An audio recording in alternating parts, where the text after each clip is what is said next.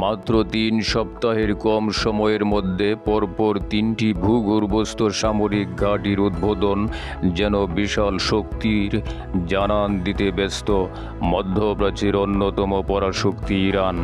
এবার দক্ষিণ ইরানের মাটির নিচে ক্ষেপণাস্ত্রের আরও একটি ঘাঁটি প্রকাশ্যে আনল ইরান, যা আইআরজিসি নৌবাহিনীর তত্ত্বাবধানে নির্মিত। গত শনিবার ১ ফেব্রুয়ারি বিশাল এই ঘাঁটির ভিডিও প্রকাশ করে আইআরজিসি। তবে নিরাপত্তাজনিত কারণে প্রকাশ করা হয়নি ঘাঁটির অবস্থান। অত্যাধুনিক সব ক্ষেপণাস্ত্রে সুসজ্জিত এই ঘাঁটি, যেখানে রয়েছে কদর 380 এর মতো ক্রুজ ক্ষেপণাস্ত্র, যা মাত্র ৫ মিনিটেরও কম সময়ের উৎক্ষেপণযোগ্য।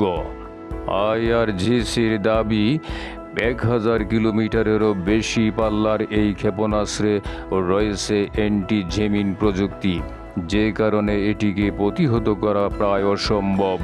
আইআরজিসি বলেছে, সামরিক সক্ষমতা ব্যাপকভাবে বাড়াতে সক্ষম এই ঘাঁটি। বলা হচ্ছে, মাটির নিচে এই ঘাঁটিতে রয়েছে শত শত অত্যাধুনিক ক্ষেপণাস্ত্র, তবে এই স্থাপনার আয়তন কত তা প্রকাশ করা হয়নি।